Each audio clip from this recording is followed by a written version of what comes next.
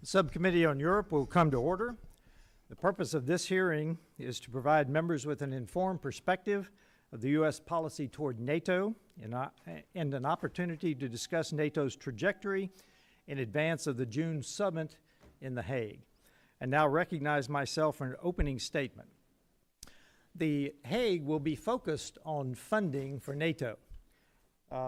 This first chart, and would you put it up and blow it up as much as you can, shows the NATO nations. They are listed top to bottom by GDP. They are listed on the right side by the percentage that they provide. Can you blow that up more? Blow it up so they...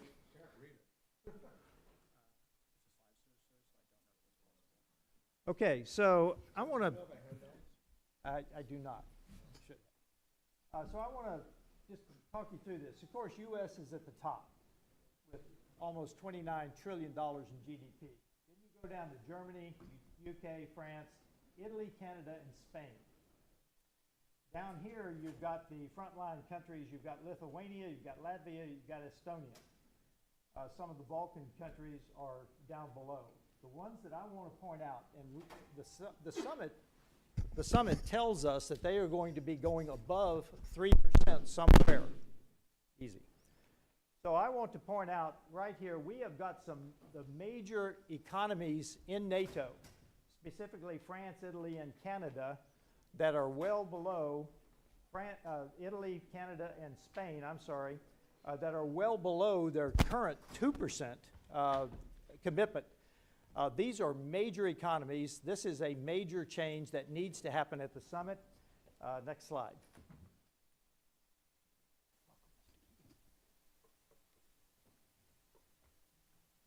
Now, just a couple of comparisons. This compares Poland to everyone else on the eastern flank. The eastern flank being defined as Estonia, Latvia, Lithuania, Romania, Bulgaria, and Hungary. Poland has a GDP of about $840 billion. Eastern flank is $890, so they're not dissimilar. The defense budgets are quite a bit dissimilar. Their percentage, though, Poland is at over 4% currently and going higher. The eastern flank is at 2.36 and going higher, and is already committed to go higher. Next slide. And one more, just to give you an idea of where the funding in NATO stands. This is Germany versus the eastern flank, so we've added Poland to the east of Germany. So Germany has the 4.6, eastern flank has 1.7. Here are the defense budgets. Look at this. The eastern flank is providing a higher percentage than Germany is. So my point in all of these three slides is there is work to do in the summit later this month. Now, I know that people have made commitments, but what you just saw were 2024, the last year we had a full year's funding toward NATO. That is a major problem that I wanted to highlight. We've got other issues in this briefing, but that's the one that I wanted to start with. The first thing we have to start with is everyone pulling their weight in NATO. With that, I yield back, and I recognize the ranking member, Mr. Chairman, Keating. Can I make a question inquired to the chair? Those are important charts that you just presented. Could you make copies so that we could look at them here? And let's have copies made shouldn't be that difficult for the staff. Absolutely. So we can do it now. Okay. Okay. Thank you. Thank you, Mr. Costa. We will do that. Mr. Keating.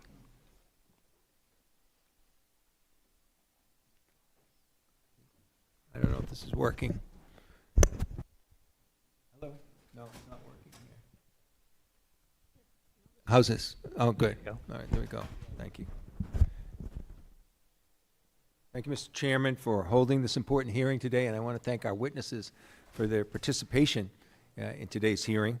More than 75 years ago, in the wake of World War II, the North Atlantic Treaty Organization was established to forge a safe, secure, and prosperous transatlantic alliance. From its inception, NATO's founding charter and its Article 5 principle of collective defense have been the underpinning of our national security and that of our European partners as well. We saw this in action after 9/11, when our allies sacrifice treasure and blood in our defense. NATO's necessity came into full view in February of 2022 when the Russian Federation initiated a full-scale invasion of Ukraine. Since the invasion, NATO has marshaled billions of dollars in military support to the Ukrainians who have defended the front line of freedom at great human cost. During the 2024 Washington summit, support for Ukraine within NATO was clear as allies agreed that Russia remains the most significant and direct threat to the security of the alliance. Just 1 year later, the Russian threat to NATO remains all the pressing and all the more real. At that summit, NATO allies also agreed to increase defense spending to build on the alliance deterrence. Countries like Poland and the Baltic states have well exceeded the 2% mark, while others, like the United Kingdom and Germany, have committed to and passed legislation to ensure their defense spending increases in accordance with the alliance's requirements. Meanwhile, other countries have lagged behind the 2% mark, and it's absolutely imperative that all allies commit to adequate defense spending levels at the upcoming NATO summit in Hague. Unfortunately, NATO continues to face serious threats to its security. The Trump administration's policy towards NATO has been inconsistent and chaotic. It's no wonder that the alliance is just confused about where Trump and his cabinet are on these critical issues. On the war in Ukraine, Trump's Secretary of State has said Russia started it. Meanwhile, President Trump said Ukraine started it. Trump's Secretary of the Treasury says Putin is a war criminal. Trump's chief negotiator for Russia, Steve Witkoff, said Putin is not a bad guy and that he's trustworthy. Secretary of State often said Putin was a war criminal. When I questioned him 2 weeks ago, Secretary of State wouldn't say that. At the United Nations, the Trump administration abandoned our allies on a resolution siding with Russia, Belarus, and North Korea. It's no wonder Trump's ambassador to Ukraine, Bridget Brink, resigned, citing policy disagreements. As we approach the 76th NATO summit in The Hague later this month, the Trump administration must take advantage of the opportunity and set the record straight. First, the administration must not step back from its leadership role in NATO. Reported proposals to abandon the Supreme Allied Commander for their European position or reduce the focus that's there in the force posture in Europe, because any of this will do nothing but harm the deterrent effect of our alliance. Second, the Trump administration must continue to encourage allies and partners to spend more on defense. I know this sentiment is bipartisan, and I want to thank Secretary General Rutafa, as well as former Secretary General Stoltenberg and Ambassador Smith for your work on doing this in the previous administration. Third, the Trump administration must make clear at the upcoming NATO summit that the United States and the entire alliance is prepared to increase the cost on Russia for its ongoing war of aggression in Ukraine. This must start with acknowledging the facts on the ground, something that the Secretary of State was unable to do when he testified before this committee last month. This includes telling the truth. Russia is the aggressor state. Vladimir Putin is a war criminal who's carried out atrocious crimes in Ukraine, including the kidnapping of 20,000 children. And the United States must hold the Kremlin accountable for this war and the horrific crimes Russia has committed in its wake. Anything less represents a failure of American leadership and an inability to uphold key American values. Finally, the Trump administration must build upon the prior administration's effort to expand NATO's relationship with the Indo-Pacific countries. Russia's war in Ukraine has a direct implication on the Taiwan Strait, and ensuring robust relationships with our Indo-Pacific allies is vitally important for this transatlantic relationship. I want to thank our witnesses again for being here, and I yield back the balance of my time. Other members of the committee are reminded that opening statements may be submitted for the record. We are pleased to have a distinguished panel of witnesses before us today on this important topic. I was extremely impressed with the written testimony of all three. I'd like to start and introduce Rear Admiral Retired Mark Montgomery, CCTI Senior Director and Senior Fellow at the Foundation for Defense of Democracies. Sir, you are recognized for 5 minutes. Chairman Self, Ranking Member Keating, distinguished members of the committee, on behalf of the Foundation for Defense of Democracies, thank you for having me here to testify. Look, we're here to discuss the future of NATO, the alliance that successfully led the Western democracies through the Cold War and the U.S. triumph over the Soviet Union. And I think that while the political, security, and economic dynamics have changed markedly over the past 30 years, I firmly believe that NATO can still serve as the organizing principle that guides the transatlantic alliance through the challenges posed by a really rapacious authoritarian state, Russia, as well as the Chinese-led axis of aggressors that really supports and enables Russia. For far too long, many of our NATO allies have ignored these threats. They failed to invest in the alliance. Chairman Self's diagram showed you that. They've even failed to invest in their own defense, and warnings by successive Republican and Democratic presidents went unheeded for 30 years. However, thanks to Vladimir Putin's violent military aggression against Ukraine and his persistent efforts to undermine democratic governments in the Balkans and throughout Eastern Europe, and combined with President Trump's vocal complaints about European defense spending, we are starting to see NATO members finally stepping up to the plate. I too appreciate Secretary General Mark Rutte as he's directed NATO members. He anticipates now that NATO members will agree to increase the defense spending target to 5% of gross domestic product, GDP, at the NATO summit in June. This increased spending is essential, and President Trump has been right to call out the previous European apathy on this issue. And that reason is because Russia and Chinese threats challenge the territorial integrity, democratic stability, and economic prosperity of NATO. Neither Russia nor China will be cajoled or coddled into compliance or even peaceful coexistence. And both Europe and America need to recognize that we are in a long-term fight with the axis of aggressors. But between these two authoritarians, the chief threat to peace and democracy in Europe is Russia. And Putin is not some misunderstood regional leader or an aggrieved actor reacting to NATO expansion. He is instead a stone-cold killer. He's launched wars of conquest, invading his neighbors 3 times in the past 20 years. He has ruthlessly and violently crushed democratic movements growing in his hinterlands, and he is currently harassing, torturing, and murdering his domestic critics. If NATO is going to prevail against this Russian menace, it is going to need U.S. leadership. It is going to need European defense investments, and it's going to need collective action to punish its adversaries. My written testimony covered 10 recommendations to achieve success. I'd like to highlight 5 of them here. First is the one Chairman Self highlighted. We need to establish and maintain NATO defense spending targets at 5% of GDP.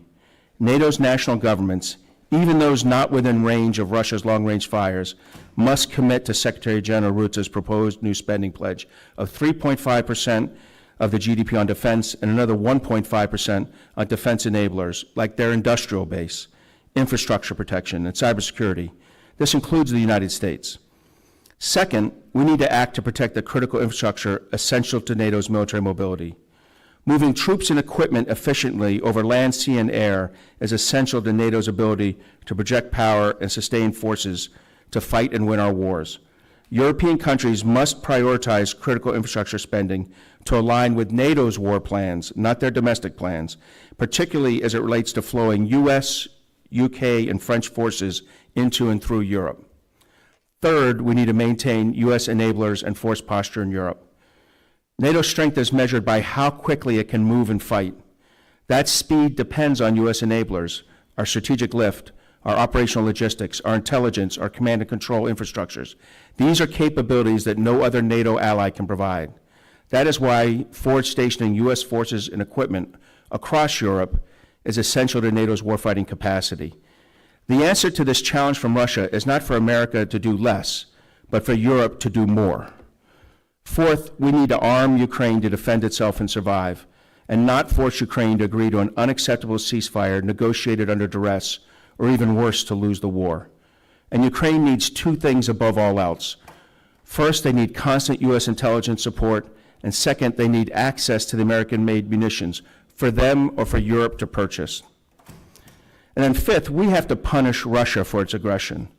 Putin will only change his calculus if the cost of continuing the war becomes unsustainable for him. The United States and Europe must increase pressure and impose costs on Russia by ramping up sanctions on the Russian war machine, starting with its energy revenues and the shadow fleet of fossil fuel deliverers that support that. In summary, I think we need a comprehensive transatlantic effort, defense budget that reflect today's challenges, the resilience to withstand assaults from adversaries, and a clear-eyed commitment to the alliance. If we have those three pillars in place, the United States and its European allies will once again prevail over the forces that threaten peace and security, both in Europe and globally. Thank you for the opportunity to testify, and I look forward to your questions. Thank you, Admiral. We had a clock malfunction just like they do in basketball games, but thank you for your testimony. I now introduce Dr. Niall Gardner, Director of the Margaret Thatcher Center for Freedom and Bernard and Barbara Lomas Fellow at the Heritage Foundation. Welcome, sir. You're recognized for 5 minutes.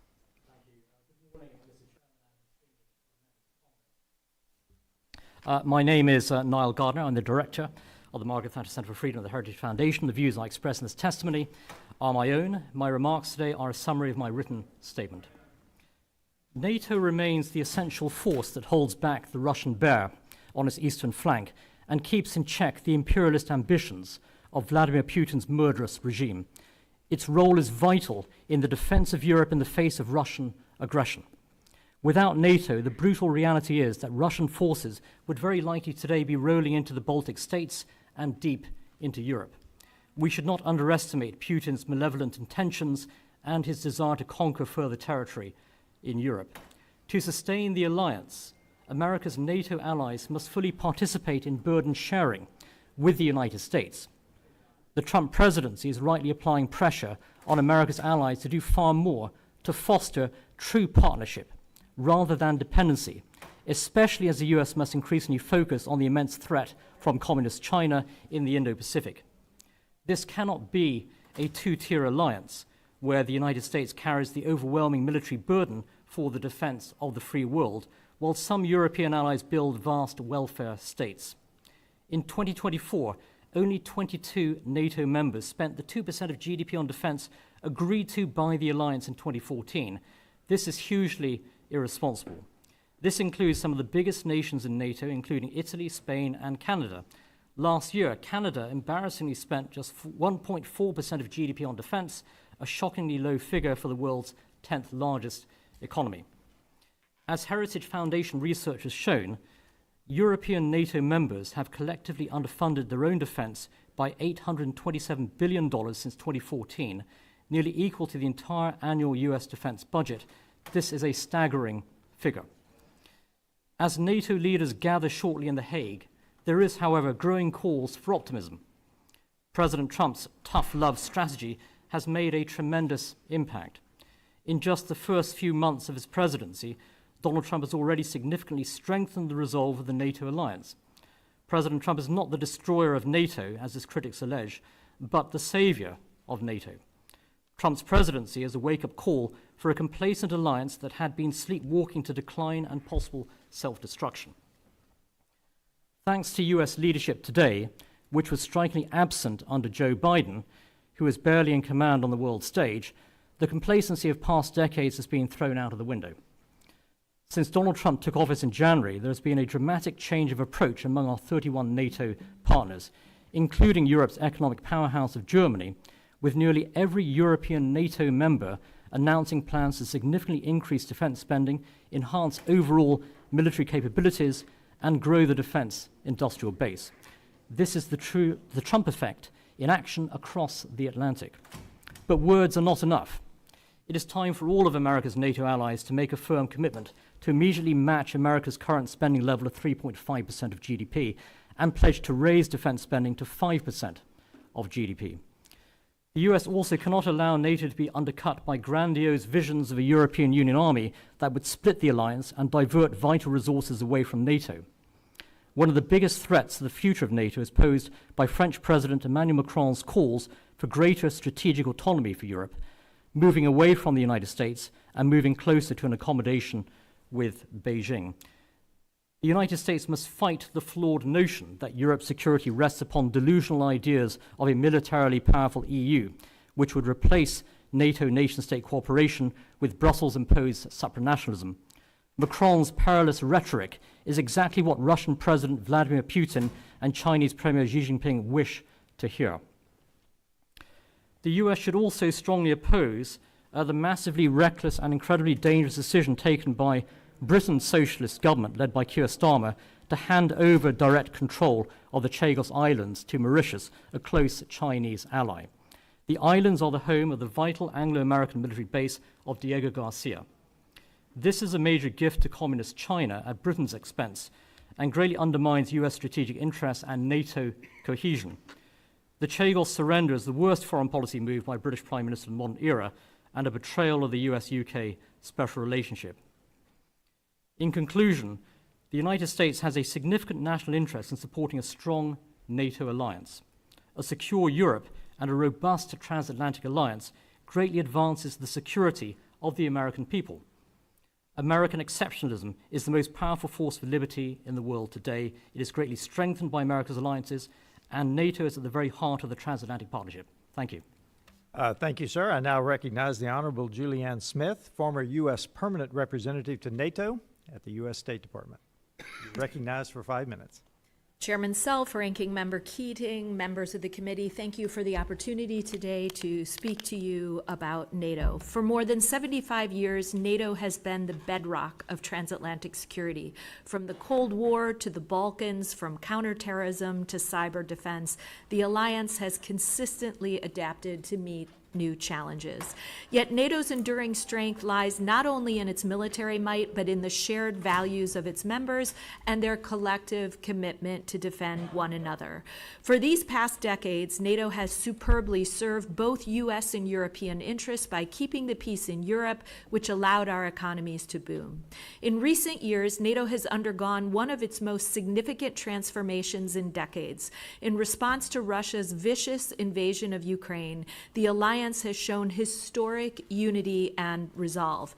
Every single member of the alliance has offered economic, humanitarian, or military support to Ukraine, and NATO launched a new NATO-Ukraine Council to enable Ukraine to sit at the table as an equal partner. NATO also welcomed 2 new members, Finland and Sweden, and on the eastern flank, NATO established 4 new multinational battalions, bolstering the alliance's forward defense posture from the Baltic to the Black Sea.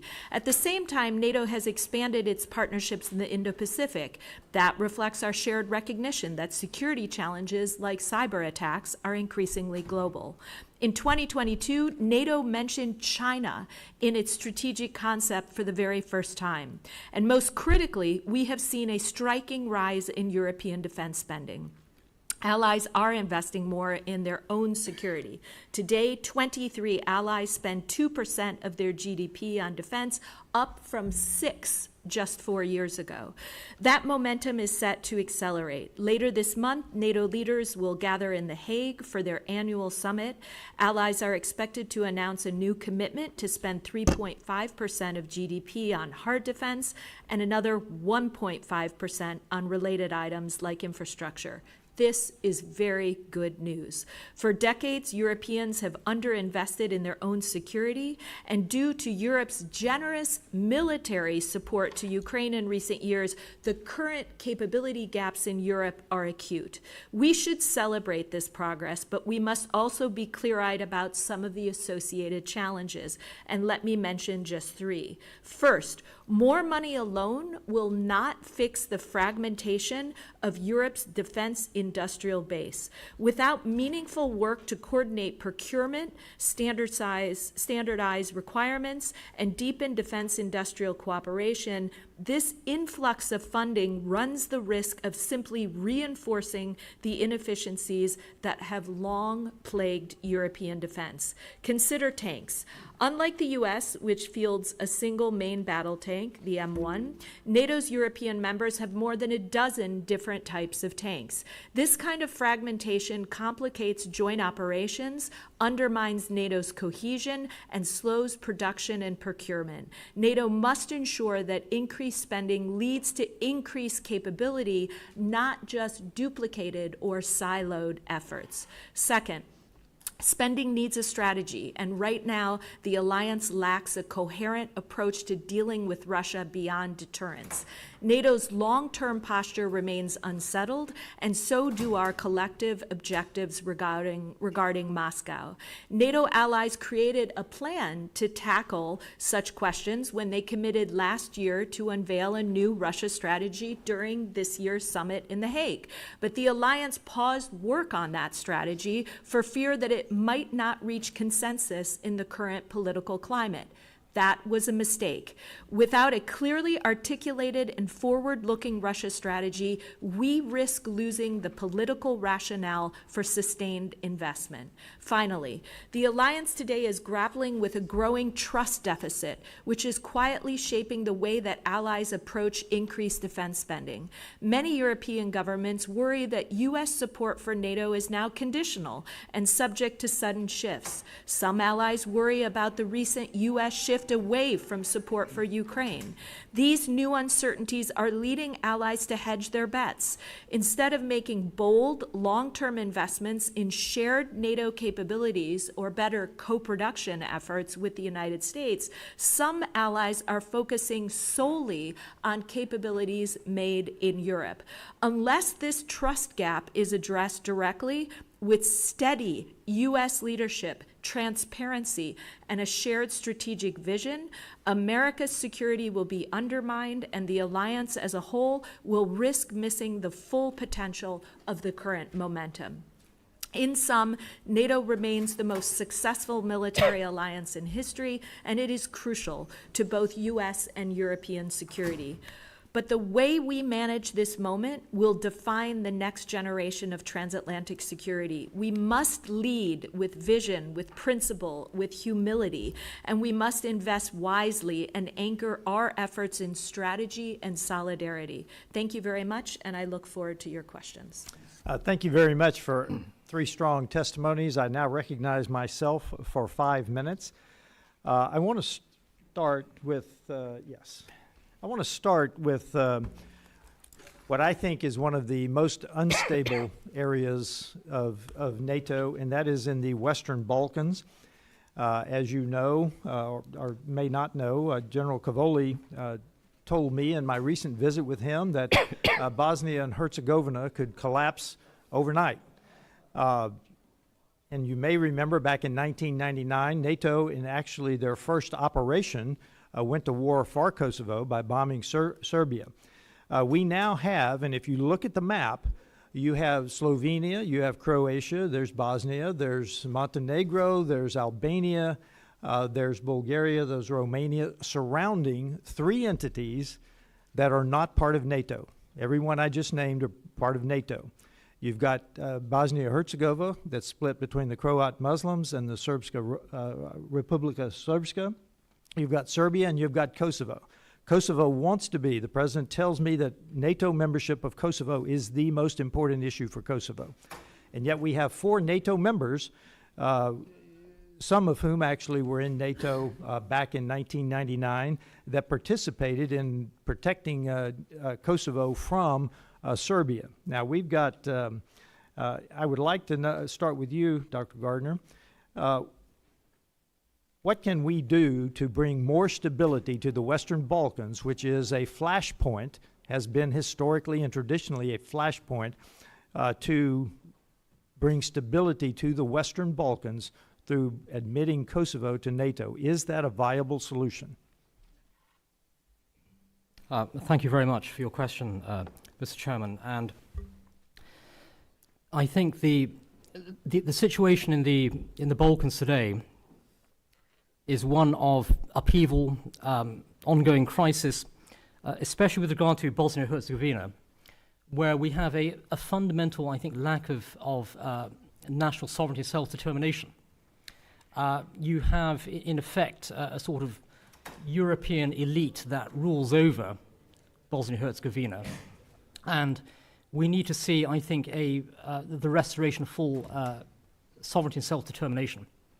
And I think that as long as you have this EU-driven elite that actually, in effect, controls the nation, you're not going to be able to move forward and end, I think, the tremendous tensions that exist within that region. With regard to Kosovo, I think great steps have been taken in terms of advances within the nation. They clearly seek to be part of the NATO alliance. I think that with regard to Kosovo, there has been a lot of positive developments. I think we'll have to assess how things move in the coming months and the next 2 years or so. But I have to say that there is growing optimism with regard to the broader outlook for Kosovo and for future participation in NATO. So I do remain optimistic on that side. Thank you, yes. Admiral Montgomery. I'll take a slightly more aggressive approach and say that I think Serbia and the Republic of Srpski are both bad actors who place Balkan stability at risk. I think their leaders, Vucic and Dudic, are thugs who are intentionally, I think Dudic is trying to make the Bosnia largely a tinderbox, and Vucic has aims on eliminating Kosovar sovereignty. Our response needs to be strong. We need to support KFOR, the NATO force that's in Kosovo as a stabilizing force, make sure it's properly equipped and enabled with European and American support. But most importantly, we do need to move Kosovo along the path to further European integration through both the European Union and NATO. And the United States needs to use its significant power to push countries like Spain who oppose this into doing the right thing and allow Kosovo to enter the broader European environment. Thank you, Ambassador. I need to make one more point. I appreciated your point about more money does not mean our industrial base is sufficient. And you pointed out the European industrial base, but our own industrial base needs reform and re-energized as well. Would you like to comment on that in my last 20 seconds? Yes, thank you, Mr. Chairman. Thank you for raising the Western Balkans. Just quickly, this is a region that demands attention from 3 different corners of the world. NATO has to remain engaged. The European Union must stay engaged to continue to pursue diplomatic efforts to work towards peace, and the U.S. needs to show up and be present and engaged. If not, Russia and China are waiting in the wings and play a very active role in that neighborhood, trying to divide the folks in the region and divide Europe from the United States. Thank you. My time is up. Okay. So to honor the time, I will have that question submitted to you in writing. I now recognize Mr. Keating, the ranking member. Thank you, Mr. Chairman. Ambassador Smith, I was curious too, and I think this is worth mentioning. The U.S. commitment to Ukraine just isn't one with NATO.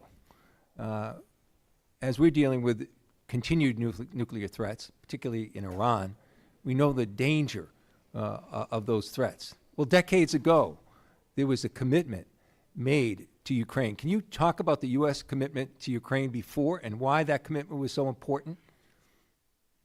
So there have been multiple, thank you, Ranking Member Keating. There have been multiple commitments to Ukraine over the years. First and foremost, the NATO alliance promised in 2008 that Ukraine would become a member of the alliance. But Ukraine has also gone through its own process of ridding itself of any sort of nuclear weapons program with the hope that the United States and other countries would come to its aid. How big an arsenal was that? I mean, there was the U.S., there was Russia. Where was Ukraine back then? It was significant, Was it not the on third, the scale of Russia, but this was an arsenal that would have, had it remained, served as a very effective deterrent to Russia's aggression that we So the saw U.S. unfold commitment in was February. before even Indeed. this. Well and that before. commitment Well said before. that the U.S. would defend aggression against Ukraine. Indeed. And so here we are. And now we have NATO allies joining us. I'm curious, how many times has Article 5 been implemented by NATO? Only once, sir, and that was, of course, after 9/11 So- here in the United States, when So who European benefited allies from that? came We all to our benefited, but indeed, I was in Afghanistan and Iraq. I saw NATO soldiers. I saw them there defending, and many times unpopular in their own countries, the U.S. defense in that regard. I'm curious, too, if Putin is successful in Ukraine, Admiral, what would that mean for U.S. investment? You know, we're talking a lot about money here. What about the cost of Putin being successful in Ukraine, what would NATO, what would the United States, do you believe, have to deploy in Eastern Europe, and how expensive would that be? Well, if he's successful in Ukraine, and I don't think he will be, but if he was successful in Ukraine, it would put tremendous pressure on the Baltic states and Poland. The Souvlaki Gap, the area that he would like to grab there, is very easy. So for us to counter that, it would take, we already have a brigade in Poland. It would take a division in Poland. We have battalions in the Baltic states. It would take brigades in the Baltic states. In other words, at a time when we are considering reducing our footprint in Europe, we would actually have to significantly increase at least those rotational forces. And wouldn't you say, in your experience, deployment of troops is far more expensive than assets? It is, yes, sir. It would be a lot more expensive than the $32 or $34 billion worth of weaponry And we talked, too, about the need for our own country to do better in terms of procurement and dealing with our assets. But wasn't, in fact, we were in a period of modernization in our own country. I'm on armed services as well. And so we were modernizing our forces. And many of these outdated, by our perspective, assets were so useful to Ukraine. And wasn't, Ambassador Smith, wasn't the investment of U.S. dollars, most of that money stayed here? Is that true? Most of it stayed here in jobs and to modernize our own. So we benefited by this investment, not just Ukraine. Absolutely. In many cases, Europeans have been purchasing equipment in the United States from our defense industrial base to send to Ukraine, as well as they've purchased equipment for their own use after they've donated more dated equipment to Ukraine. So these contributions have come back to the United States, and America's own commitments, the money that's been dedicated to Ukraine, has gone into building out our own capabilities as we've donated others. And how important, from a diplomatic standpoint, is it to be consistent? You know, I listen, as many people do, to the comments of Viktor Orban in Hungary and the things he's saying. How discordant is the comments by someone like Viktor Orban in Hungary in our effort? Well, it is disturbing to hear comments from our friends in Hungary that they have very mixed views on supporting Ukraine. They have found some smaller ways to support Ukraine, but this has been a challenge across the alliance to maintain that unity. But the key to it has been U.S. leadership. Well, and when the U.S. quickly, I've got leads, 6 it brings seconds left. the allies together. Would you say a savior of NATO would say you're on your own, or go it alone? Does that make sense? No. Donald Trump said those. I yield back. Thank you, and I recognize the representative from Ohio, Mr. Davidson. Thank you, Chairman. Thank our witnesses. Appreciate the timely hearing today. Microphone. Well, the button's pressed, but it works, just not well. So if the sound guy can do something about that, that'd be great. But so let me start over.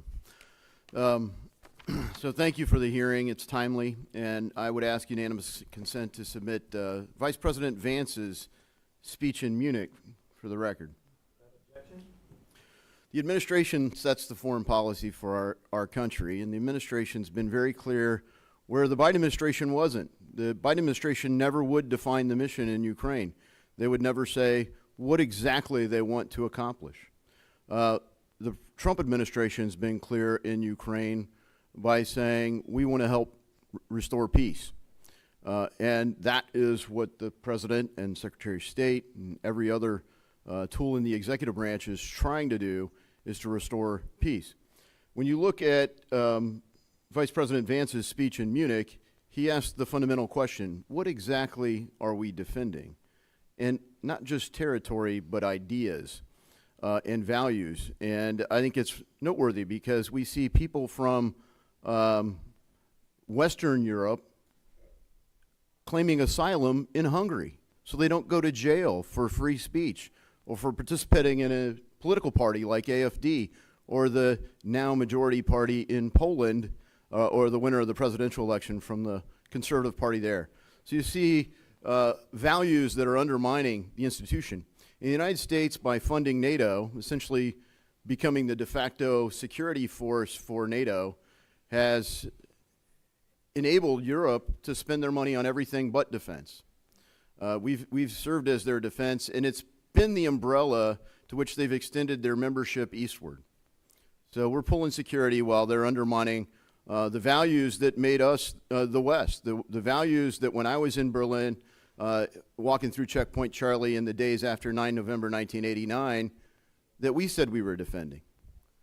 And instead, it's the other way. So, you know, Ambassador Smith, I just want to be clear because of this ongoing discussion about Ukraine. Is Ukraine a NATO member country? It is not today. I didn't think so. Yeah, we're certain of It's that. one of NATO's closest partners. But we seem to keep treating NATO as Ukraine as a member of NATO. Should we make Ukraine a member of NATO? The alliance agreed in 2008 and stated that Ukraine will someday become a member. Right now, there's no consensus across the alliance to do so. Yeah, there's clearly not a consensus, and I think for good reason, because if we brought Ukraine into NATO, we would immediately be in a state of war. One of the things that people like to refer to is Article 5. So, you know, Admiral Montgomery, you said in your testimony that, quote, the U.S. posture in Europe gives NATO's Article 5 its teeth. I worry that, you know, that kind of proves my point that it enables the European Union member countries to basically rely on America's blanket of security and underinvest in their own.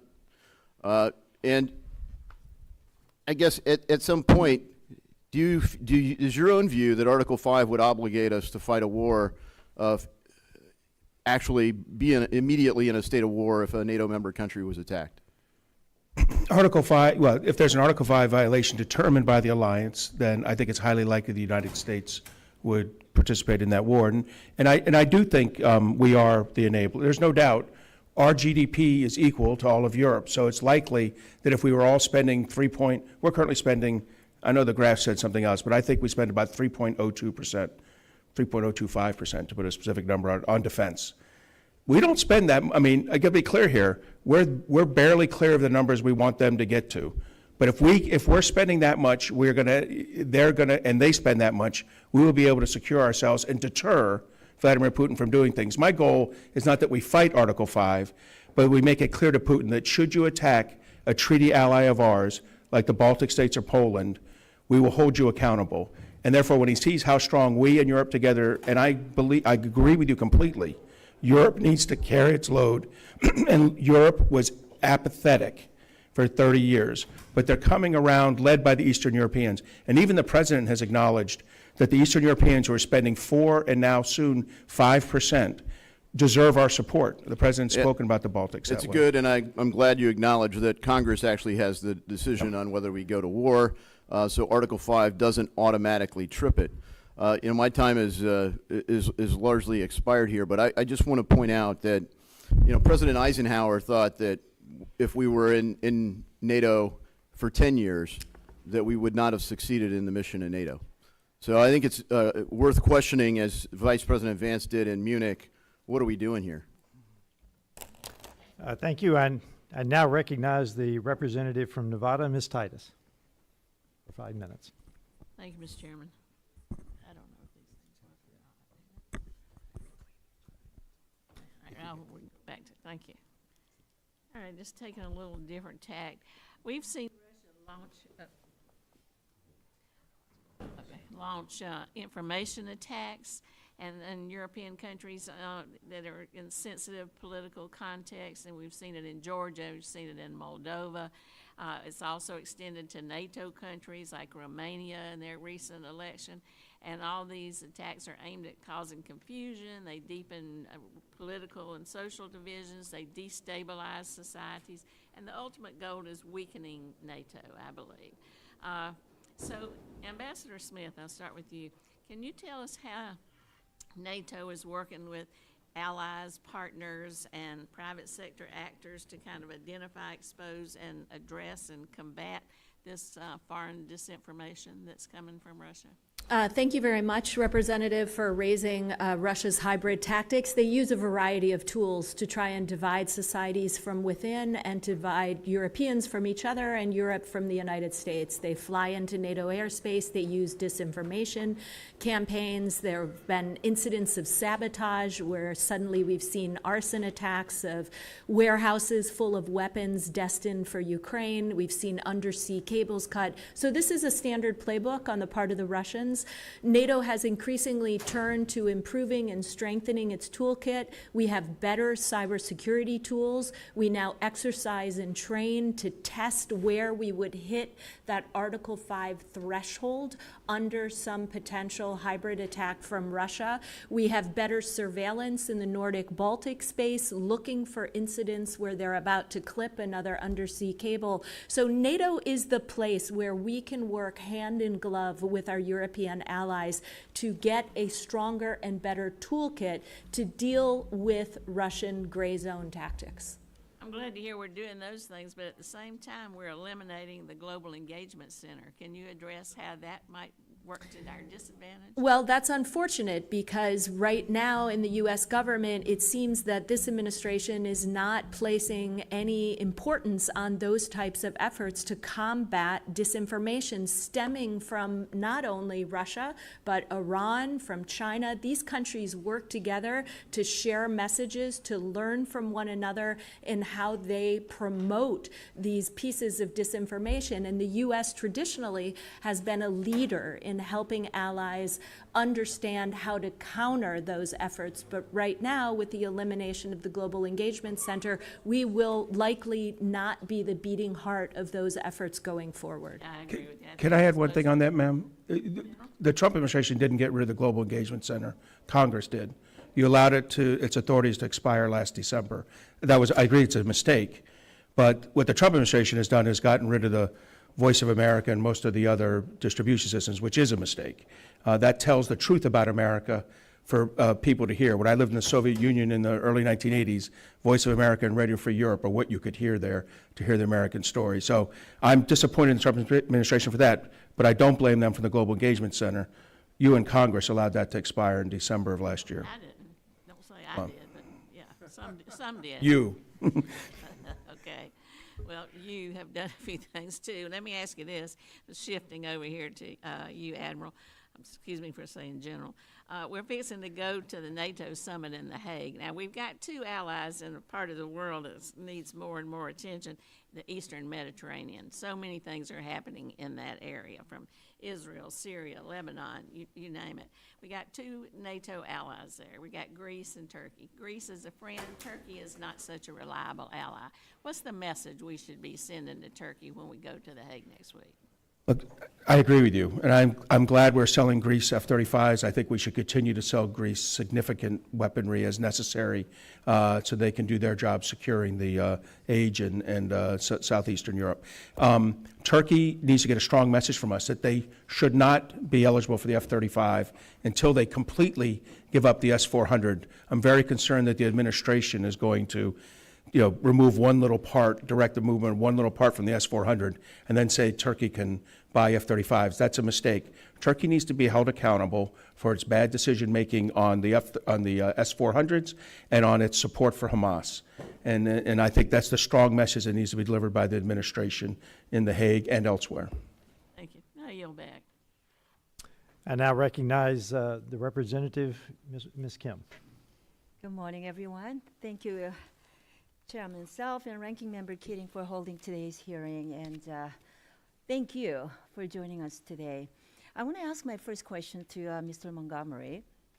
NATO's ability to deter threats from Russia depends on a robust and responsive defense industrial base. However, Europe's defense industries face critical vulnerabilities in supply chains, production capacity, and procurement strategies, as highlighted by Russia's war against Ukraine. And with some NATO allies still falling short of the 2% GDP defense spending pledge, that also limits investments in modernization and readiness. So can you talk about the specific steps that NATO allies can take to address any vulnerabilities in Europe's defense industrial base, especially when it comes to critical munitions and advanced systems production? Yeah, thank you for bringing that up, and you're absolutely right. You know, as we look, as we sourced Ukraine over the last 3 years, 95% of the U.S. What U.S. provided was U.S. equipment, but more than 50% of what of the Western equipment provided by the Europeans was U.S. equipment. They do not have an effective defense industrial base. I also don't believe they can properly conceive of what is needed. It took you, Congress, 40 years to build the current defense industrial base and trillions of dollars in direct investment. And the Europeans have not made those commitments. And when I hear President Macron talk about a European solution to this, the amount of money he discusses is way too low. So the truth is the Europeans are going to need to rely on us over the next decade to rearm themselves, and they're also going to need to build their own defense industrial Do you have base. some specific ideas as to how United States can help European allies in overcoming those shortfalls? And at the same time, we need to ensure the interoperability within our alliance. I think we should take the Rheinmetall, the example we have right now with Rheinmetall, a German artillery firm, which is partnered with with U.S. firms so that they can scale their production properly. So what I think is joint ventures between U.S. companies and European companies that build both in the United States for jobs in the United States, but also in Europe for jobs in Europe with that European money. That is the most logical, cost-efficient way. It's not what the French are proposing, but I think long-term, that's how NATO needs to settle out. Next, I want to talk about Russia and China. You know, in your testimony, Mr. Montgomery, you made it very clear that Russia under Putin is the, in quote, single greatest threat to peace and democracy in Europe. You also noted the role that China has played in helping sustain Russia's war in Ukraine and providing dual-use technologies and economic support. So we know China is bolstering Russia's defense industrial base with microelectronics, telecommunications equipment, and drone technology. So in that context, how should NATO adapt its deterrence and defense strategies so they can address the combined military and technological threats posed by Russia-China partnership? No, you're exactly right. And what I'm saying there is that Ukraine is actually fighting 4 countries right now: Russia, China, North Korea, and Iran. And I would say most of us think North Korea and Iran are the next biggest problems. They're not. It's China. China is backstopping Russia's economy. They've increased their imports and exports more than 30%. As you said, they provided the microelectronics to go into KH-1, into cruise missiles and ballistic missiles. They're striking Ukraine every night. We absolutely have to hold China accountable for its support to Ukraine. Is there specific capabilities or partnerships that NATO should prioritize to counter those threats? Yeah, so I do believe it's NATO's role in an Asia-Pacific context will be very European in nature, very economic in nature, I'm sorry. So that what we need to do is start working together on how we sanction and export control China properly. And we need to get the Europeans more engaged in that and committed as we are. And one more question regarding the NATO and Western Balkans. The Western Balkans is a critical region for NATO's efforts to promote stability and counter external influence. Russia has intensified its efforts to undermine NATO and EU integration in countries like Serbia, using disinformation, economic leverage, and political interference. So what specific strategies should NATO employ to counter Russia influence in the Western Baltics or Balkans, and particularly in Serbia, as I mentioned, and where the favorable perceptions of Russia are growing, especially, like I said, in Serbia? I think you're exactly right. President Putin has supported both Vucic in Serbia and Dudic in Republic Srpski. We need to fully support Kosovo in its efforts to enter the European Union and NATO. But more importantly, we need to ensure that the stabilizing force, NATO's KFOR force in Kosovo, is properly manned and equipped to do its job to provide the warning that's necessary so that Washington can hold Serbia accountable for threats to Kosovo. Thank you very much. My time's up. I yield back. I now recognize the representative from California, Mr. Costa. Thank you very much, Mr. Chairman. For the purpose of my 5 minutes, I want to focus on NATO and Ukraine. But let me first remind ourselves a bit of history. When Russia invaded Ukraine on February 24th, 2022, there was strong bipartisan support that this was about good versus evil. Very clear, good versus evil. Let me quote from a speech that President Ronald Reagan gave in 1983. To ignore the facts of history and aggressive impulses of an evil empire is simply to call the arms race a giant misunderstanding, and thereby remove yourself from the struggle between right and wrong and good and evil. President Ronald Reagan in 1983. I submit to you, ladies and gentlemen, members of this subcommittee, that this is still about good versus evil, bottom line, okay? So when we look at NATO and when we look at the United States post-World War II, would you not, witnesses, share that the United States and whoever has been president of the United States, World War II to today, has been viewed as the indispensable leader of the free world? Ambassador Smith. Absolutely, Representative. The U.S. has led the alliance since it was created 76 years ago. It has provided not only The indispensable leader of the free Yes, world. Dr. absolutely. Gardner, would you agree? 100%. The United States is the indispensable leader of the free world. It remains so Rear today. Admiral Montgomery, what would you say? I'd say absolutely, and we should keep the command of SACEUR as part of that indispensable leadership. So we're part of the seminal moment in world history today as we look at what has taken place, because Putin has been very clear. Although the Soviet Union has imploded, he still has visions and dreams of restoring this Russian empire. Does he not? Would all three of you agree? Yes. Yes. I mean, he's been very clear in all of his speeches here. So, Ambassador Smith, yes or no, do you believe a strong NATO alliance is important to counter the rising and aggressive forces of China? Yes, I do.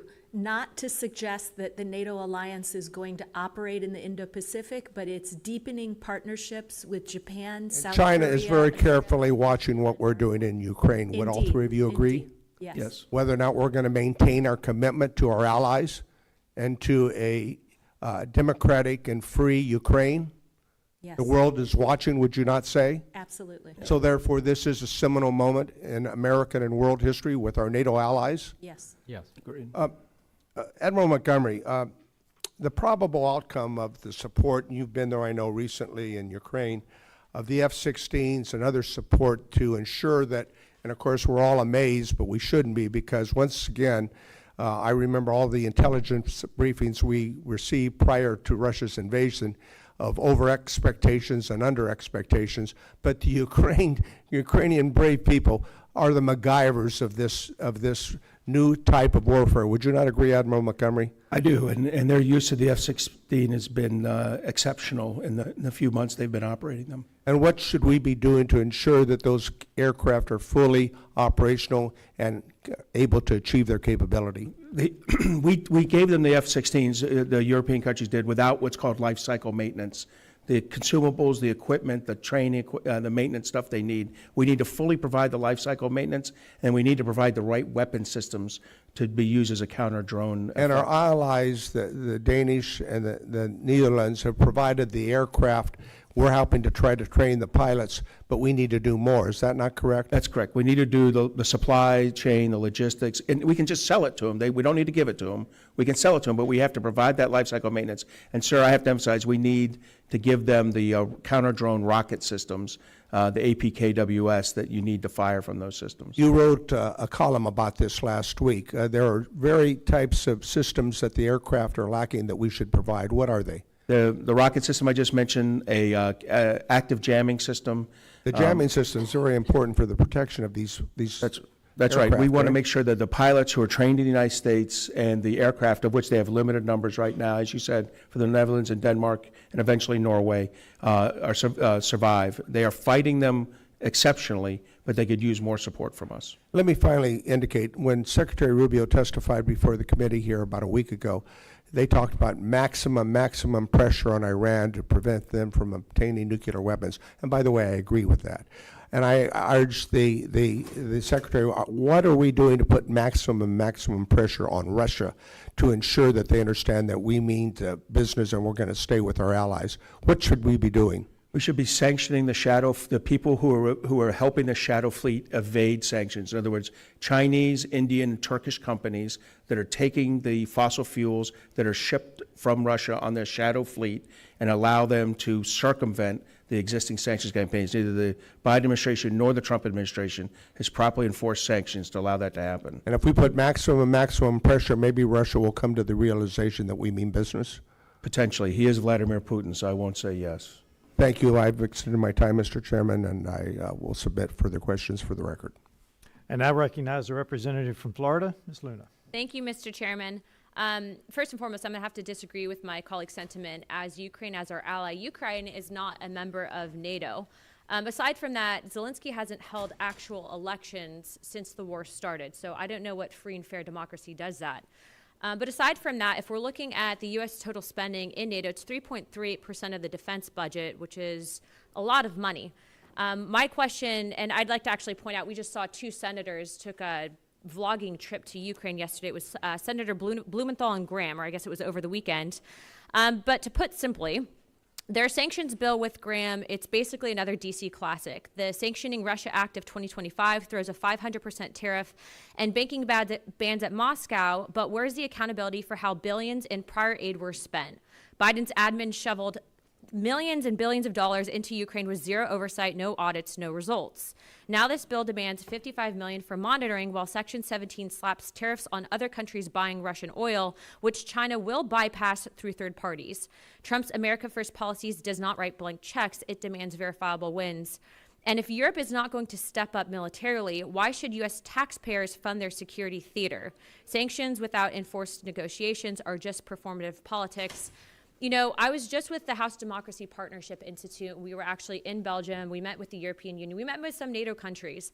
And what I can tell you is you have these countries who are not surrounding Ukraine, and they're advocating for war. But you have countries like Romania, Russia, countries like Moldova that want peace and thoroughly back President Trump's agenda. The reason that I bring that up is because I do believe if we continue funding NATO in our current capacity, we are simply making excuses, not forcing them to take a realistic approach at peace negotiations. My first question would be to Mr. Montgomery. If you could just go back and elaborate really quickly on what you had stated in regards to oil. Yeah, right now the Russians are able to ship their fossil fuels in avoidance of the existing sanctions, which both the Biden and Trump administration have in place, by finding third parties. They ship them on illegal shadow ships, and third parties, and you mentioned them, China, India, Turkey, are receiving that. The way you normally stop that is you then sanction the companies receiving that, the ports receiving it, and the banks involved in the procurement, and then those companies back off. And historically, we've seen that happen with Iran, with North Korea, with others. So all we have to do is enforce the existing laws, the existing sanctions, and we will take away what is funding Russia's military operations. Instead of performative politics, correct? I mean, I agree with you. Well, instead of the, yeah. Yes. I think you can do that regardless of the sanction bill going on in the Senate. Cool. And aside from that, just with that same perspective, do you think that it's a good idea for members of our Senate, members of Congress, to go outside of the policy being set forth by the White House and the Secretary of State in regards to policy with Russia and Ukraine currently? Well, I certainly feel it's fair for senators and congressmen to go on whatever congressional delegations they want. I've supported thousands in my career, and I have no opinion on when Republicans criticize Democrat administrations or Democrat representatives criticize Republican administrations.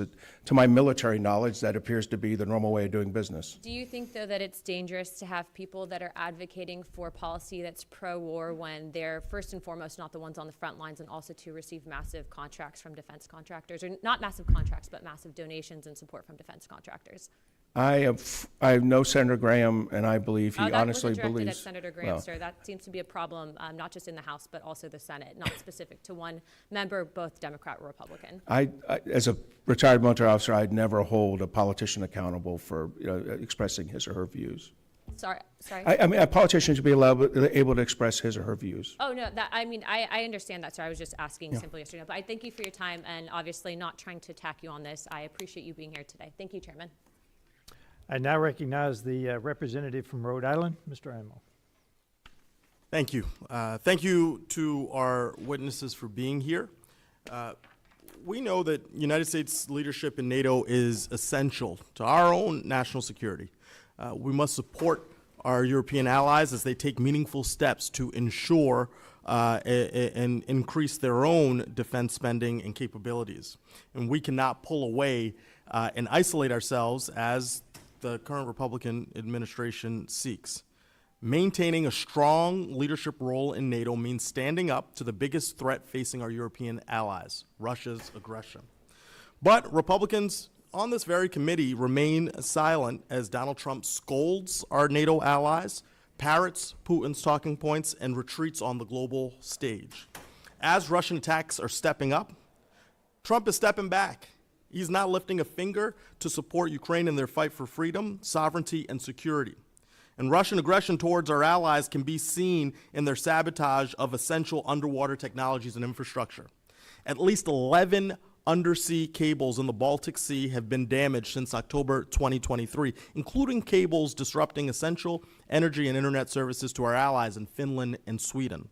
Ambassador Smith, could you explain how NATO is countering attacks against undersea infrastructure, and how can the U.S. support this work and protect our own underwater infrastructure from this sabotage? Thank you, Representative, for raising this particular issue. The clippings of or cutting of undersea cables is increasingly a topic of conversation across the NATO alliance, and allies have increased their surveillance, particularly in the Baltic Sea. They're sharing more intelligence, sharing best practices, and putting together a toolkit that will enable the alliance to fortify itself to these types of hybrid tactics. This is an area where U.S. leadership is indispensable, and if we continue to work through this particular issue through NATO, we'll see a stronger collective alliance response to these types of incidents. Thank you. And, you know, this is an example where our adversaries, especially China, are watching NATO's response to Russia's aggression.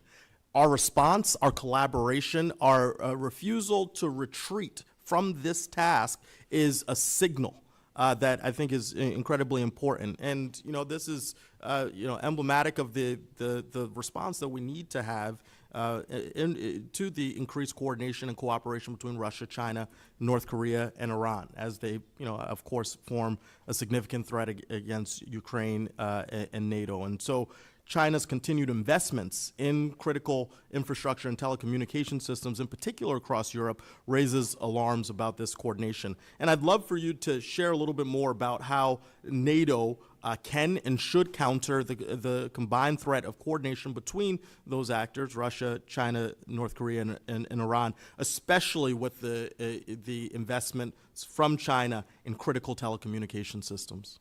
Well, this is actually a remarkable bipartisan story, and I guess there's not as many of those these days as we would all wish. But in the Trump administration's first term, they pushed the alliance to conduct a China review that put China on the map and got allies talking about what China's doing in and around Europe. The Biden administration grabbed the baton. We were able to get China into NATO's strategic concept, deepen our partnerships in the Indo-Pacific, and now handed the baton back to the second Trump administration. My hope is that this administration will continue to run down this path to heighten allies' awareness of what China is doing in Europe, whether it's economic coercion, disinformation, or fueling and helping supply Russia's war in Ukraine. And I think it's so important there that you highlighted the fact that the sort of current context of the Trump administration and its questioning of the NATO relationship doesn't have to be. And they've already proven that through the types of collaboration and commitment that we saw prior, carrying on from administration, whether or not it's a Democratic or Republican administration. These are about values, American values that we share. The last thing I'll touch on, and I may not be able to get your answer, but I'll try to do so in writing. The point I want to make here is that it's really essential that NATO maintain a unified position against the threat of Russia and their new partners. I have questions about Turkey in this moment. And, if you could briefly, how should the United States and NATO approach member nations who are maintaining those ties with Russia that imperil the strength of the NATO relationship? Well, Turkey is an important but complicated ally in the alliance. The U.S. needs to work with Turkey where our interests coincide. But in cases where we're at odds, we have to approach them with honesty and work through our differences, whether it's inside the alliance or in our bilateral relationship or in their relationship with Russia. I will say on Ukraine, in that first year in 2022, Turkey played an important role in trying to bring the parties together. We've recently seen renewed efforts to do so, welcoming both Ukrainians and Russians back to Turkey to hopefully negotiate. And hopefully that's the trend line that we see continue. With that, I yield back. And I recognize the representative from Texas, Ms. Johnson. Thank you so much, Mr. Chairman. And to our panelists, thank you all so much for being here today. I want to echo my colleagues and our witnesses' comments that NATO's very existence has averted world wars and made the United States safer. Let me be clear, it's not a waste of resources when we come together as allies to defend one another, as implied by some other members of this committee. The security and prosperity that we have enjoyed since world wars is no accident. Out of the fog of war, the United States helped found this now 80-year-old alliance that guaranteed under Article 5 that should any NATO nation come under attack, the other members will consider it as an attack against members all and will take all actions it deems necessary to assist. Article 5 has been invoked once in NATO's history, and that was on September 12, 2001, one day after al-Qaeda killed almost 3,000 people here in our homeland. In the following years, our NATO allies came to our aid, and 1,000 troops died in combat alongside Americans. But now we have a president who questions the same security assistance we relied on to keep our own nation safe. Just a few weeks ago, he said in the Oval Office, "You know the biggest problem I have with NATO? If the United States was in trouble and we called them, do you think they're going to come and protect us? They're supposed to. I'm not so sure." I find these comments incredibly reckless and irresponsible and dangerous to our national security in light of the one time when NATO's been activated, it was in our defense. Ambassador Smith, how does this suggestion that NATO allies will not defend each other impact our adversaries' perception of credible deterrence, and does this undermine our own security? Well, thank you, Representative. When the war in Ukraine started, I think both President Xi in China and President Putin in Russia made an assumption, and that was that the NATO allies would grow weary, that they'd grow impatient, that they'd grow distracted, and they wouldn't be able to maintain focus on Ukraine. But we have maintained focus on Ukraine. We remain united. I'm worried that won't continue to be the case. I want to see continued U.S. leadership, which is critical to alliance unity. And while the Europeans are increasing their defense budgets, it makes perfect sense to remain committed to this alliance. It serves our interests in addition to the interests of our allies. So I firmly believe that the U.S. should maintain its commitment to this alliance, and that doing so will send a very strong signal, not just to Moscow, but to China, Iran, North Korea, and other countries around the world. And it seems to me like the administration is sort of doing the hokey pokey. We're in one day, we're out one day, we're in one day, and we're turning it all about. And that is not the way to have sustained, reliable, persuasive foreign policy, in my opinion. Do you agree?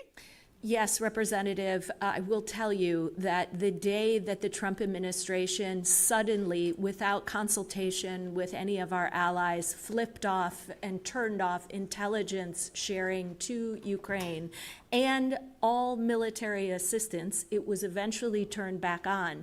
But that day sent a chill through our European allies, our friends in Canada, who were worried that this now signals a new era where at any moment the U.S. can have a sudden shift without any close coordination or cooperation with them. The president just sent over a rescission bill that will defund remove funding, critical funding for the UN. I'm curious as to how this panel feels about the U.S. decreasing its financial commitment to the UN and what that would do to our national security interests. Yes. Thank you very much for the question. And no, I fully support efforts to reduce funding for the United Nations, because the United Nations is riddled with corruption and inefficiency and frequently acts against U.S. national interests. And I think that the Trump presidency is pushing for greater accountability from the United Nations, and that is absolutely right. Admiral, And so, how do you feel about that? So I'm uncomfortable with the decision, Bill, with the UN, but more so with the reduction in USAID funding for, particularly I studied the cyber capability and capacity building that we've been doing in Eastern Europe and in the Balkans. And I think the cutting of that funding, the reduction in that funding will make it'll make it much more difficult for U.S. forces to operate, to move in and through these countries as we like to do with our forces. So we have to be very careful with these reductions in our overseas assistance. If they have a legitimate national security value, they should be maintained. And when you eliminate 100% of everything, I tend to think you really didn't do a legitimate review. I couldn't agree with you more. Thank you all so much for your testimony. I'm out of time, and I yield back. With that, I recognize the representative from Illinois, Mr. Schneider. Thank you, Mr. Chairman, and thank you for allowing me to join this hearing, and to our witnesses. I appreciate your insights. You all use similar imagery. You talk about NATO as the beating heart, the bedrock, the bulwark. That was very consistent. Ambassador Smith, but you also spoke about a trust deficit. And I'll paraphrase, but many governments are worried that the U.S. commitment to NATO is conditional or transactional. Are European allies right to worry about the U.S., Ambassador Smith? Well, I will tell you, having just got back from Spain a couple of days ago and having the opportunity to meet with a number of allies across Europe, there is a real concern that the United States right now is unpredictable, and that its position both on Ukraine and on the NATO alliance is entirely unclear. They do not like that unpredictability and worry about whether or not U.S. leadership will continue. That's my time back, because I want to cover a lot of things. But Dr. Gardner, right to worry? if I could respond to that, actually, and I've met with dozens and dozens of European delegations here in Washington over the past few months, and also have been to several European capitals recently. And the message from our European friends is that President Trump is actually applying the right kind of pressure on our NATO partners to increase defense spending, to do more.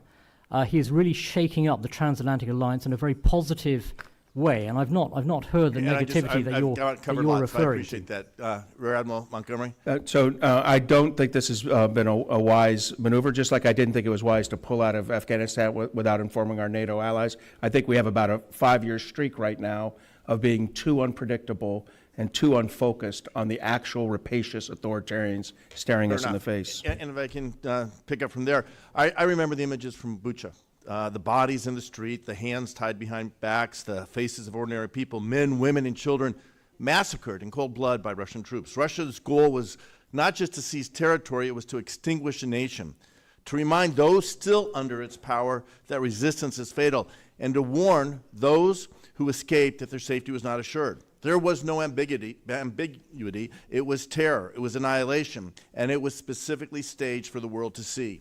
And the world responded. NATO reinforced its eastern flank. Our allies rose to the moment, and for the time, I would argue, so did we. But I think at this moment, the United States is drifting. Not drifting, we're actually being led away from principle towards paralysis. The president has remained silent as Russia renews its campaign of drone strikes against civilians. He has not condemned the atrocities. He has not mobilized support. He has not led. And many in Congress, including some of my colleagues on the other side today, have followed that example. They speak of Ukraine's cause but shrink from its defense. They blockade, delay action, and offer platitudes in place of policy. Some have mistaken political convenience for principle, or they have lost both. We are once again at a point of strategic and moral clarity. Ukraine is not asking for our troops, it is asking for our resolve. NATO is not demanding escalation, it's asking for consistency. Each day that the United States hesitates, NATO's deterrence is tested, and not only in Kyiv, but in Warsaw, Tallinn, and beyond. And if Ukraine chooses to pursue NATO membership, as we promised in 2008, as Ukraine is part of an agreement to relinquish its nuclear weapons, is part of the family of nations, there has to be a clear and credible path forward for Ukraine, who has made sacrifice, who has bravely fought the Russians. We need to honor our commitments and admit that door to NATO remains open to free nations, not just Ukraine, but free nations who meet its obligations and share its values. So my question, I'll turn to Ambassador Smith again. Bucha was a moment of clarity. The president has been silent on Bucha, been silent on the renewed campaign, Russia's renewed campaign of drone strikes against civilians. He told Zelensky that he had no cards to play in the Oval Office. I can only imagine what Zelensky was thinking, knowing that there were plenty of cards left to play, as we saw this weekend. What does the president's silence communicate to our NATO allies and to Moscow in particular? It has led to uncertainty about whether or not the U.S. is clear-eyed here about who is the aggressor and who is the victim. The U.S. needs to state repeatedly that Russia is the aggressor and Ukraine is the victim. We must apply more pressure on Russia to move towards peace, but we also have to ensure that Ukrainians don't have any limits on the size of their forces or whether or not they can build a future force so that this doesn't happen again. Thank you. I'm over time. As been noted here, NATO came to the United States aid under Article 5 after we were attacked on September 11th. NATO has led the way in ensuring that Ukraine is able to defend itself against aggression from Russia. There is no dispute. There should be no question. We have to be clear that that was the case. I appreciate the witness's testimony, and I yield back. I now recognize the representative from Delaware, Mr. McBride. Chairman, I request 30 seconds to make a unanimous statement. You're recognized, Mr. Keating. Thank you. Thank you, Mr. Chairman. Last hearing, you referred to Representative McBride as representative, and I can't fathom how you just can't continue to do that. In any case, it's obvious to me that Representative McBride wants to focus on the job she was elected to do. So going forward, every time you do this, she'll demonstrate who she is, and you'll demonstrate who you are. With that, let us focus back on the hearing. Thank you, Ranking Member Keating. I am indeed here to talk about strengthening our national security by bolstering our NATO alliance, because democracy is under attack, both in the U.S. and around the world. NATO, grounded in shared cultural values with our transatlantic allies, plays a vital role in defending democracy and sustaining the U.S.-led democratic world order that protects our freedoms every single day. NATO has been a defender of democracy both at home and in Europe for over 75 years, fostering both one of the longest periods of peace between great powers in human history and the greatest expansion of freedom and individual liberty ever. On the global stage, this administration is attacking our NATO allies, Denmark and Canada, canceling foreign aid without notice, and defending Putin's illegal war in Ukraine. Most dangerously, this administration is undermining Article 5 in explicit ways. But the threat to NATO and to the security it has fostered is even more insidious than just that. Here at home, we are seeing a democratic backsliding and dangerous illiberalism take hold.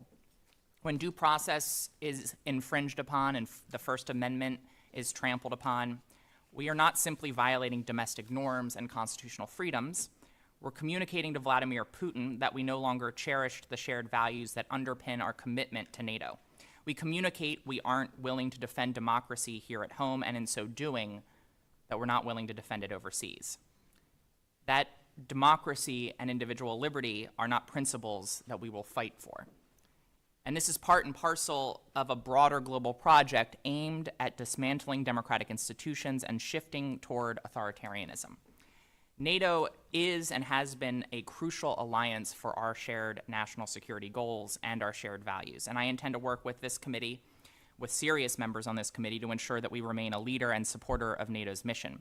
So my question for you, Ambassador Smith, as someone who's represented the U.S. in Europe, I'm curious what long-term strategic consequences could arise if the perception takes hold globally that the United States is retreating from our democratic values, and how could that impact NATO's unity, its mission, and its effectiveness? Well, thank you very much, Representative, for that question. Look, the NATO alliance is rooted fundamentally in our shared values, and our shared values starts and ends with a commitment to democracy, to the rule of law, to human rights, etc. And so if we have a situation where certain allies are starting to question America's fundamental commitment to those democratic values, the foundation of the alliance simply won't hold.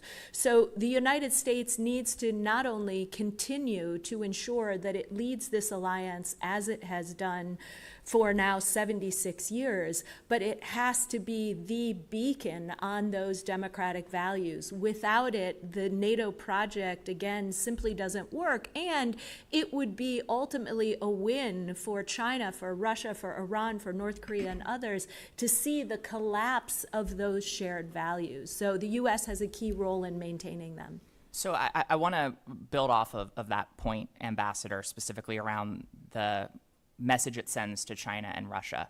I touched on in my opening comments how a receding of democratic norms and values and rights here in the United States could communicate to Vladimir Putin that we are less committed to the values that underpin NATO. So I'd love to hear your perspective on how that illiberalism here, how that democratic backsliding here could potentially embolden Vladimir Putin.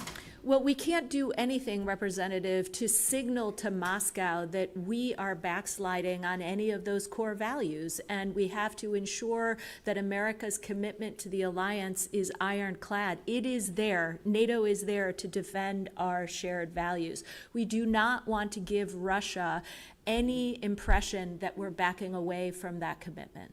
And then finally, in terms of NATO's unity, I'd love to hear a little bit more from you, Ambassador, about the public attacks by U.S. leaders on longstanding NATO allies and how that's impacting or potentially could impact cohesion and mutual trust within NATO. Well, look, we have been in this alliance for 76 years, and we argue all the time. I'm here to tell you, as the U.S. ambassador, I spend each and every week having debates, fierce debates, sometimes shouting debates with our closest allies. That's the way it goes in the alliance. It's like a family. Everyone feels comfortable arguing. But what you don't want to do is let those fierce debates internally boil over and give leaders around the world, autocrats, the feeling that NATO unity is cracking. You have to take those arguments head on, but work towards unity.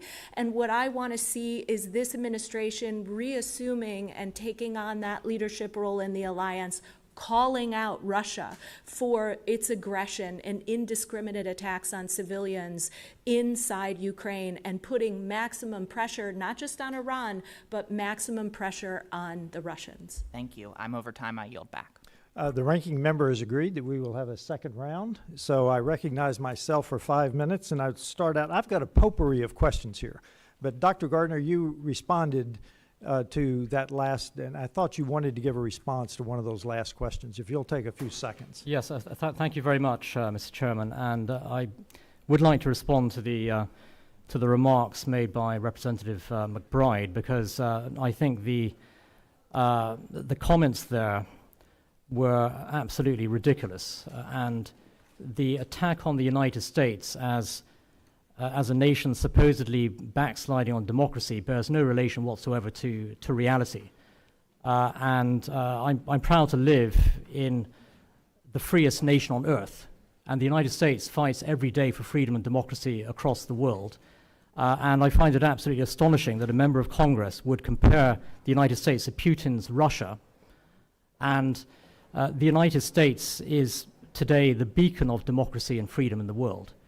And we see that on a daily basis. And I just want to mention on the record that I find it absolutely appalling that a member of Congress makes astonishing attacks on the United States full of lies that carries no relation whatsoever to reality.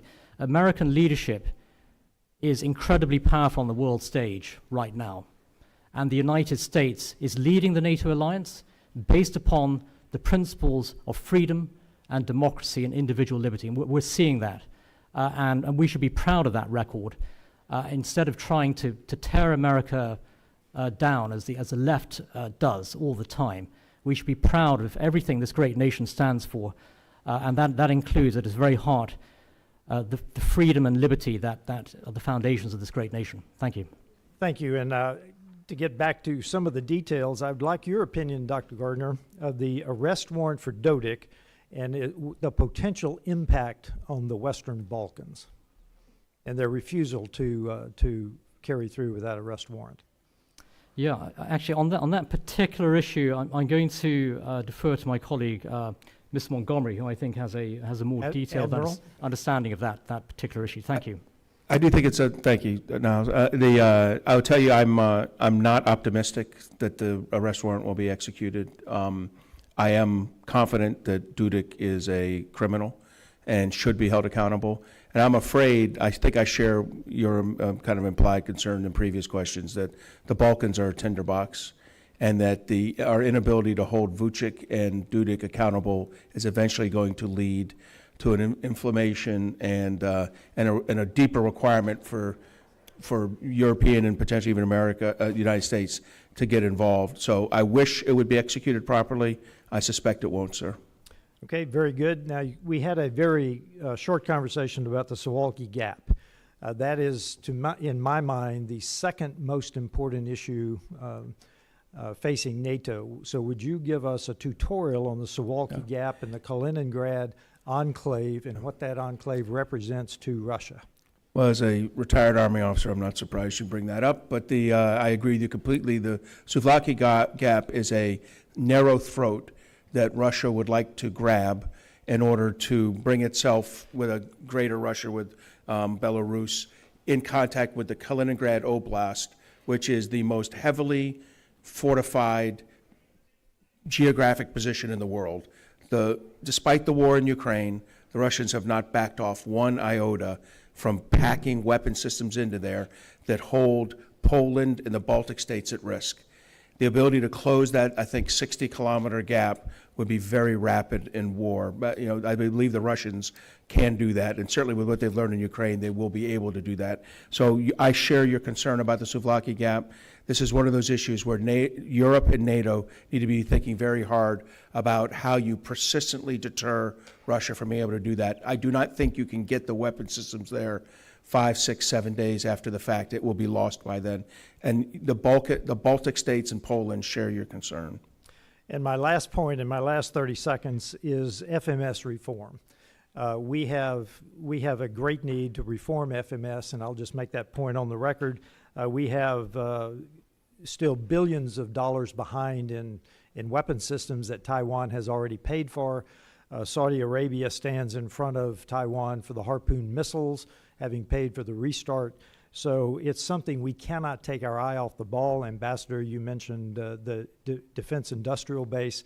FMS reform, I think, is vital for the future of everything that we've been talking about. With that, I yield my time, and I recognize Mr. Keating. Thank you, Mr. Chairman. There's a lot of misinformation, I believe, that's going around the U.S. And around the world regarding the commitment of our NATO allies, our European allies, in fact, the 50-country allies that all are working as one to defeat Russian aggression in Ukraine. So I'd like, Ambassador Smith, could you take some time and straighten the record out here? I mean, the contribution from Europe is extraordinary. So if you could take some time and correct some of those misconceptions. Yes, thank you very much. There are some folks out there that believe that the U.S. has been supporting Ukraine over these last 3.5 years largely in isolation, and that's simply not the case. Our European allies have given an enormous amount of support to Ukraine. They've housed millions of refugees. They've provided critical economic and humanitarian support, but they have sent weapons. Some countries have sent them everything they had. The Balkans Baltics, the Poles, a country like Romania that sent essentially all of its air defense. These contributions have been critical to what Ukraine has been able to do to defend its territory against Russian aggression. So I completely appreciate your point. I think it's important for folks to understand that this has been an effort not just with our European allies, but with 50 countries around the world. Secretary Austin, when he was Secretary of Defense, regularly convened 50 countries from around the world, including friends in the Indo-Pacific, to each month send more critical support to our friends in Ukraine. One of those meetings is happening today, and the U.S. Secretary of Defense will not be attending the UDCG, the Ukraine Defense Contact Group. That is a shame in my mind. It's a group that requires U.S. leadership at the highest levels, and the United States started this group, and it needs to continue to lead it. Yeah, the contact group is essential. And in fact, it's a way the U.S. is leveraging, their assets around the world too. And so I think it's critical in that regard. I also wanted to just touch base. The Russian elections that occurred where they voted to have legitimate control over areas of Ukraine in violation of every international law that you could think of. How would you categorize those elections? Well, it's a pretty short answer, Representative. It was a sham, and we cannot allow this to stand. In my mind, we cannot allow Russia to come in and make these assumptions and claims that the Zelensky administration is somehow a Nazi regime, that this territory that they're currently occupying belongs to Russia, that they have a right to own Crimea. None of this adheres to Ukraine's very clear territorial integrity and sovereignty, and we have to continue to stand up and push back against those types of Russian assertions. Speaking of elections, in World War II, with martial law declared in UK, they did not have elections, did they not? Correct. And Correct. is someone familiar with So, the yes. Ukraine Constitution? Right. There's Now, martial under law. martial law, they are not holding, yes. Martial law was called because of the Russian aggression. Because of the war, correct. But their constitution would not allow that, even if they wanted to have that. Is that correct? Indeed. Admiral Montgomery, I don't think we spent enough time talking about Putin and who he really is. You mentioned that in some of your remarks. And we were looking at this negotiation that's going on, which is, negotiation is always a good thing. Talking is always a good thing. But how would you categorize Putin's response to these negotiations? Yeah, the offer in Istanbul last week was an insult to President Trump. I mean, President Trump has told President Putin several times, come to the table with a serious deal. And he's told him, stop doing Vladimir, stop doing the bombing.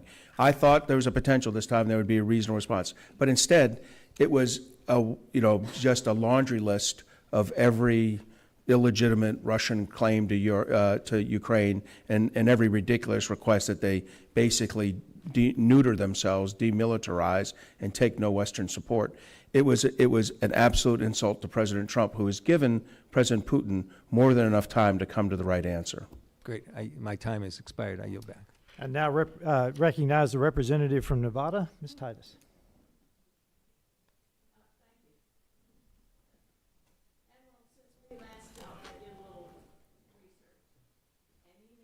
The Trump administration was not the one that eliminated the Global Engagement Center, but rather you pointing in this direction. I said it wasn't me, but you meant Congress simply allowed it to expire.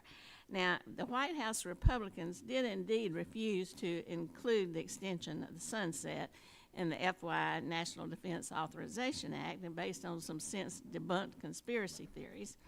But the Biden administration tried to keep their work going by putting this mandate in the State Department's Counter Foreign Information Manipulation and Interference Office, the RFIMI. Now, unfortunately, then, on April the 16th, Secretary Rubio announced the closure of that office as a way to, and I quote, champion free speech. Now, since you asserted that Congress failed in its decision to not reauthorize the GEC, do you also believe that the Trump administration failed in its decision to close the RFIMI? So, and I know your staff will go do more research, and you'll read that I've written 3 articles condemning the closure of the Global Engagement Center But I wanna hear it on the and record. President Trump's closure of this. I absolutely believe we need to counter disinformation. The closure of the Department of Justice, Department of the Federal Bureau of Investigation, FBI, and Department of Homeland Security's disinformation shops was equally reckless by this administration. So I absolutely think that we should be looking for disinformation. Russia and China are aggressively conducting cyber-enabled economic warfare and influence operations campaigns against this country. The one final thing I'll say is the most deleterious, worst information operations campaign going on in this country is the use of TikTok. TikTok, you and Congress properly banned it last year. President Biden signed it into law. TikTok is being used by China to change the social narrative in our country, to convince the 180 million 18 to 35-year-olds who use it that the United States is not a great country, that China's suppression of Uyghurs is okay, that China's suppression of Taiwan is okay, that the Russian invasion of Ukraine is okay, and that Hamas's terrorist act against Israel is okay. TikTok needs to be banned. To me, that's the worst disinformation operation, but I agree with you completely that we need a global, something like the Global Engagement Center. I've argued for it for about 2.5 years now. I was just pointing out that the actual problem was Congress failing to reauthorize it.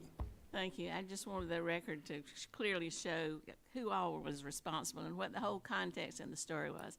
And if you weren't answering it the way I had hoped you would, I'd take offense that you think my staff has to do my research, but you can write your own books. But thank you for that answer. I now recognize the representative from Illinois, Mr. Schneider. Thank you, Chairman Self. And before I do ask my question, Dr. Gardner, I have to tell you I take great offense. You're respectful people, honorable people can disagree on policy. To question Democrats' commitment and patriotism is unacceptable. I love my country, and I know my colleagues do. I am committed to the country, like Rear Admiral Montgomery, Ambassador Smith, our colleagues here. We take an oath to defend the Constitution, and we do that with seriousness and integrity. So I take great offense. We live in a great country. We are a beacon to the world. I am the father of a Navy veteran. Like Admiral Montgomery, he was a surface warfare officer, and we can disagree. We don't need to besmirch each other's commitment to our country. Rear Admiral Montgomery, in your opening remarks, you stated, I'm going to quote you here, "I firmly believe that NATO can serve as a bulwark that brings transatlantic alliance through the challenges posed by a rapacious authoritarian state, Russia, and the China-led axis of aggressors that supports and enables Russia." I think we agree on that. My question for you is it can or is it must? Must NATO be at that forefront? Yeah, in my written I said can, and in my oral I said must, because I believe it's must. I mean, look, there is no substitute for us. I agree with Niall and his characterization of French President Macron's initiatives here. They're going to go nowhere. It needs to be us. It needs to be NATO. Myself, Chairman Self, others have served with NATO over 40, 50 years. We are the bulwark of democracy in Europe, and we are the only thing that is strong enough to defeat them together. Europe has to spend more. We have to spend more. We're going to go below 3% in real GDP, defense spending and GDP, not the numbers that we get from some disarmament agency in Scandinavia. We're going to go below 3% over the next 2 to 3 years. We need to get ours up. They need to get theirs up. It's the only way we can defend ourselves. And I think it was Ambassador Smith, you talked about it. We need to do that in a coordinated way. We need to have a strategy, and a strategy follows a vision of the role of NATO, what role it plays today, but also into the future. What do you see as the role for NATO looking to the future? Well, I would like to see I would like to see the alliance complete that strategy on Russia. I think existing in a world where the allies can't agree on a Russia strategy doesn't bode well for the future and this huge surge in spending. But from a more technical perspective, I think NATO can help drive co-production.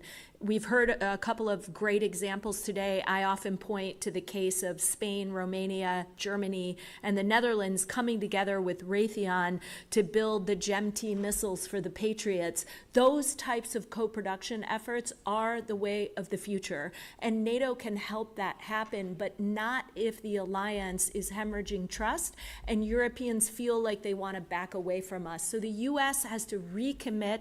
This summit is going to be very important in terms of the signals the Trump administration is going to send. And it should, in my mind, allow the alliance to move forward both with the Russia strategy and allow it to push forward on those joint ventures that I just mentioned. I couldn't agree more. You answered actually my follow-up question, which is that U.S. role. What is the impact of messages coming from the administration, the going one way on Monday and a different way on Tuesday and a complete reversal on Wednesday?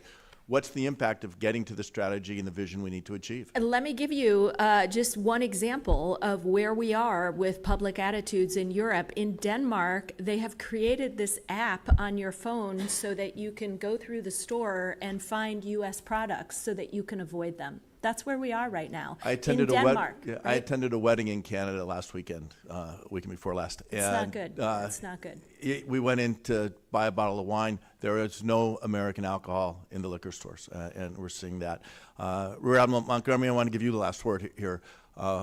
What is the impact of the inconsistency from the U.S. if we're going to achieve the strategy you talk about if NATO must lead the way? Look, as a military planner, I ran our plans in U.S. European Command and our operations in U.S. Pacific Command during my career. And the one thing that any military planner or operator wants is consistency. We need to have consistent, stable resources, operational plans, and direction from senior leadership. In the end, the president makes the direction, and we need to flex to it. But consistency is always a preferred condition. Thank you, and with that, I yield back. I thank the witnesses for their valuable testimony, the members for their questions. The members of the subcommittee may have some additional questions for the witnesses. I will ask you to respond to those in writing. I will certainly have one. Pursuant to committee rules, all members may have 5 days to submit statements, questions, and extraneous materials for the record, subject to the length of limitations. Without objection, the committee stands adjourned.